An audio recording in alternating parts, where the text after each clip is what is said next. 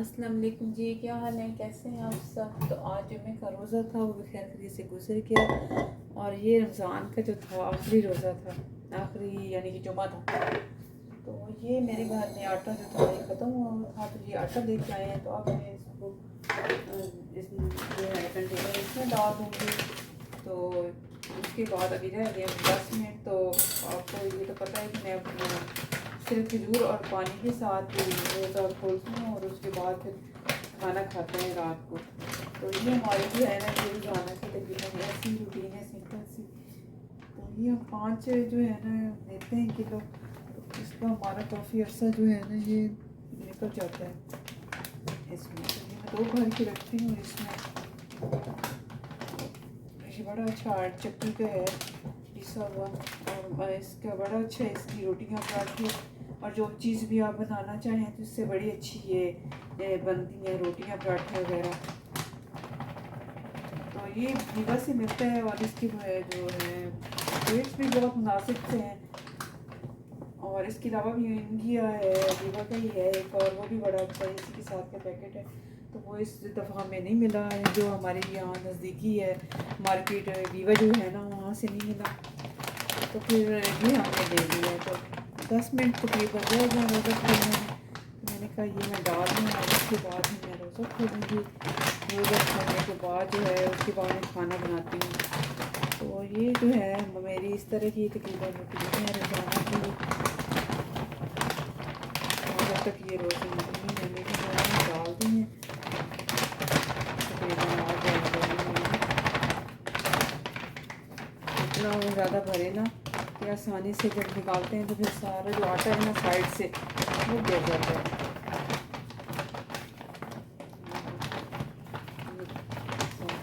हो गया है आटा। उसके बाद मैं रोज़ा खोलने के बाद थोड़ा सा आटा गूँधूँगी सुबह के लिए, और रात को अगर रोटी खानी हुई तो फिर जो आटा गूँधूँगी तो साथ ही एक रोटी बना लूँगी। वैसे तो आटा गूँध के थोड़ी देर के लिए रखना चाहिए तो सही हो जाता है। तो अब मैं रोज़ा खोलने के लिए जाऊँगी।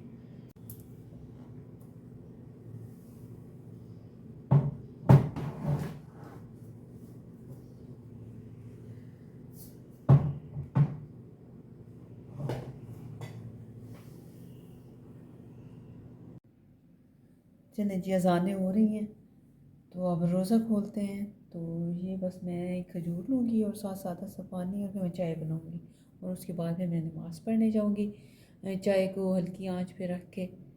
तो बस ये हमारा है रोज़ा इफ्तार, ना सा सिंपल सा। तो ये मैंने रखी अपने लिए चाय, एक कप मुझे बनाने की अपने लिए सिर्फ। तो बाकी जो है उसके बाद चाय बनेगी इशा की नमाज के बाद। ये मैं सिर्फ अपने लिए एक कप बनाती हूँ।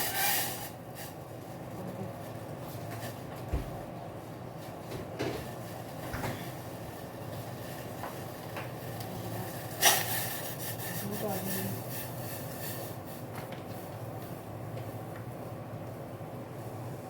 एक उबाल आएगा तो फिर इसको हल्की आंच पर रख के मैं नमाज़ पढ़ने चली जाऊँगी।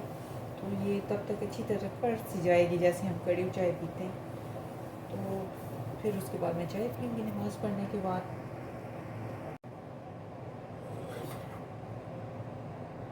ये देखिए चाय बहुत अच्छी तरह पड़ गई है, तो अब मैं चाय पीऊँगी और बाकी जो फिर काम है वो फिर मैं साथ साथ चाय पी लूँ। इससे आप थोड़े से फ्रेश हो जाते हैं चाय पीने से। तो फिर आटा गूँथना और फिर खाना मैं अभी बनाऊँगी उसके बाद। तो फिर मिलते हैं। ये जो मुझे एक सिर्फ आलू की ना भुजिया बनानी थी, बहुत थोड़ी सी सुबह के लिए। तो ये मैं आलू छील रही हूँ, इसके यहाँ से गोल गोल कतले काट के तो बस भुजिया बनानी थी सुबह के लिए ना, कि थोड़ी सी साजी हो जाए, ऑमलेट लस्सी साथ इस तरह छोटी छोटी चीज़ें जो है ना ये जल्दी बन जाती है। तो मैंने कहा कि ईशा की जो है ना नमाज से पहले ये मैं बना लूँ। चाय मैंने पी ली थी मगरिब के बाद जो मैं बनाती हूँ।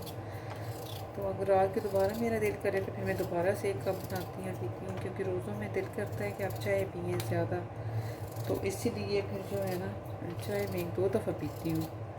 एक तो अभी मैंने पी है और एक फिर मैं 11 या 12 बजे बनाऊँगी।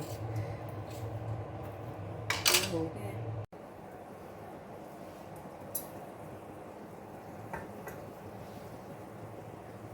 ईद में भी थोड़े से दिन रह गए। पिछली जो ईद थी वो मैंने पाकिस्तान में की थी, और पाकिस्तान में ज़ाहिर है सब इकट्ठे होते हैं, रौनक होती है, तो जो बाकी उधर रहते हैं शहरों में वो भी सारे आ जाते हैं, तो इकट्ठी उधर ही ईद होती है। मेरे भाई भाभी बच्चे बहन सब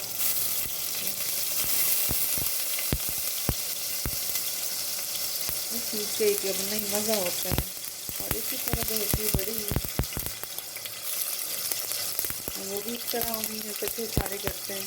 पिछली दफ़ा जो छोटी ईद थी वो मैंने की थी पाकिस्तान में, और बड़ी ईद यहाँ की थी। और पाकिस्तान में ज़्यादा रौनक होती है, और इतनी खानवा यानी कि छुट्टियाँ जो जून में थी तब मेरी बहन की फैमिली और जो मेरी कज़न है वो आई हुई थी, और फिर उसके बाद 6 महीने बाद मैं दोबारा आई थी, उम्रा करने गई थी, और वापसी भी उनका ही चक्कर लगा था, तो वो तकरीबन 25 दिन रहती गई थी, तो काफ़ी रौनक हो गई थी। तो इस तरह आ जाते हैं घर से कोई, तो रौनक हो जाती है काफ़ी। तो ये जो है ना इस तरह टमाटर जो थोड़ा मेल्ट हो जाएंगे तो फिर मैं इसमें ज़ीरा मिर्चें और सारी चीज़ें जो है ना वो डाल के, तो फिर इसमें आलू डाल के थोड़ा सा पानी लगा के तो इसको दम दे दूँगी। मैं इसको पानी लगा दूँगी, बस इतना ही लगाना है, इससे ज़्यादा नहीं। तो जहाँ हमारे नज़दीक ही है एक इसके मीना बाज़ार जो है, तो उसमें पाकिस्तानी सारे तकरीबन जो ब्रांड है ना वो मिल जाते हैं। तो लाइमलाइट का नया खुला है, तो उसके वो भी अच्छे थे कपड़े, और जो है पिज़्ज़ा वो भी इधर है, और उसके बाद जो है बोनेंजा मेरे ख्याल में है, और ऐसी 1-2 ब्रांड है, और बाकी क्योंकि दूसरी जो शॉप्स हैं ना वहाँ मिल जाते हैं सारे ब्रांड्स के, बल्कि जल्दी आ जाते हैं यहाँ। और यहाँ जो टेलर्स हैं इसमें मीना बाज़ार में वो सारे तकरीबन पाकिस्तानी टेलर हैं, तो बहुत अच्छी स्टिचिंग करते हैं, जैसे सेम वहाँ ब्रांड के, जैसे हम लोग अगर इतिहाद से करवाते थे, इतिहाद का कोई सूट लेते हैं तो वो उसके टेलर से करवाते हैं, तो सेम वैसी स्टिचिंग जो है ना यहाँ के जो टेलर हैं वो करके देते हैं। तो ये एक है, और सिंपल सूट के वो ले रहे हैं मेरे ख्याल में 70 ले रहे हैं या 65 ये ले रहे हैं, बिल्कुल सिंपल सूट की जो है ना स्टिचिंग। और बाकी जो चीज़ आप जितनी भी लगवाएंगे लेसें, और जैसे कहते हैं कि जितना गुड़ डालें उतना मीठा होता है, तो उस हिसाब से जितना आप लेसें वगैरह ये चीज़ें लगवाएंगे तो वो उस हिसाब से वो लेते हैं सारा, लेकिन स्टिचिंग उनकी बहुत ज़्यादा है। तो ये अब हम जो इसके ऊपर ढक्कन लगा दूँगी और थोड़ी देर इसको दम पे रख दूँगी, तब तक ये बन जाएगा। तो ये थी हमारी आलू की भुजिया हो गई यार। अब इसमें सब्ज़ी मिर्चों का से डालेंगे थोड़ी सी, और इसके ऊपर थोड़ा सा गरम मसाला, ये जैसे हमारे जो है ना आलू की भुजिया तैयार हो गई। अब मैं इसको चूल्हे को बंद कर दूँगी। तो आज के ब्लॉग यहीं तक, अल्लाह हाफिज़।